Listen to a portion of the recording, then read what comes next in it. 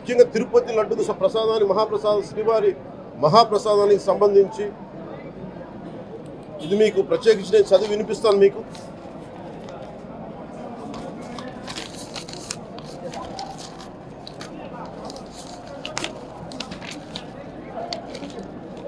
ఈ రిపోర్ట్ ప్రత్యేకించి centre for analysis and learning in livestock and food of the national dairy development board వారికి samples పంపిస్తే ఇది వాళ్ళు తెలియజేసింది స్టాండర్డ్ వాల్యూ లిమిట్స్ ఎలా ఉండాలి అని వాళ్ళు చెప్పారు. ఏం చెప్పారంటే pure milk fat shall have a reading between 95.68 to 104.32, but all the ghee samples had values around 20, which means the ghee is highly adulterated. Then subsequent table lo sahajanga neyyalo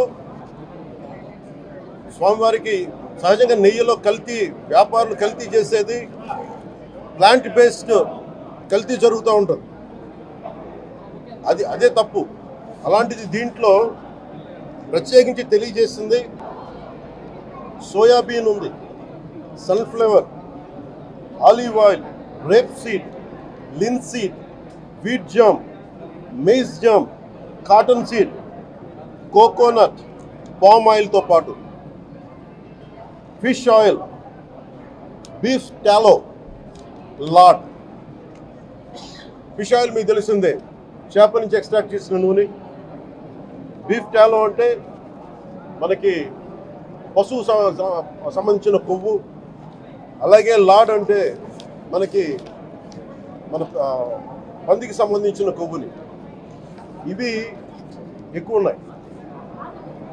ఈ దారుణం ఏంటంటే శతాబ్దాలుగా పోరాటం చేస్తున్నారు రామజన్మ అయోధ్య రామ మందిరం కోసం. దానికి కూడా వీళ్ళు 1,00,000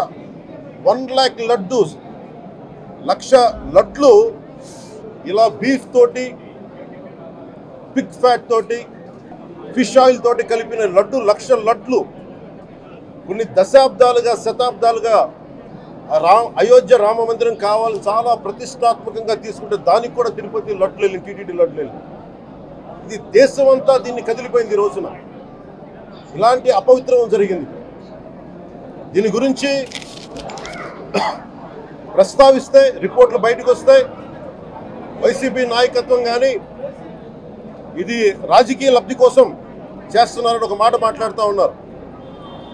వైసీపీ నాయకులకి కానీ వారి మద్దతుదారులు కానీ నేను మనస్ఫూర్తిగా మీకు తెలియజేస్తున్నా, రామతీర్థం గొడవప్పుడు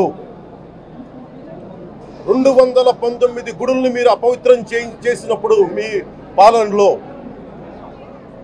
ఒక సగటు హిందువుగా నేను గొంతెత్తి పోరాటం చేయాలి అంటే రోడ్ల మీదకి ఆ రోజే వచ్చామని గుర్తుపెట్టుకోండి. ఆ రోజు కూడా రామతీర్థం రాముల వారి విగ్రహాన్ని మీరు నరికేసి అర్చకులు చేతిలో పట్టుకున్నప్పుడు చాలా బాగుంది. కానీ ఆ రోజు కూడా దాన్ని రాజకీయ పరంగా మేము తీసుకెళ్ళా. దోషులకి శిక్ష పడాలి. వీళ్ళెవరో కనుక్కోండి, ఈ రోజు వరకు మీరు పట్టించుకోవాలా. ఇది మేము చెప్తూనే ఉన్నాం. నిజంగా చెయ్యాలంటే ఈ ప్రస్తావన ఎందుకు తీసుకొస్తున్నానంటే సమాజంలో అస్థిరత లేదంటే డిస్హార్మనీ క్రియేట్ చేయడానికి మేము లేవు ఇక్కడ. కానీ తప్పు జరుగుతుంటే, దాడులు జరుగుతూ ఉంటే, అపవిత్రం చేసుకుంటూ వెళ్ళిపోతే చూస్తూ ఎవరు కూర్చోం. తప్పు, అది కూడా తప్పు అవుద్ది.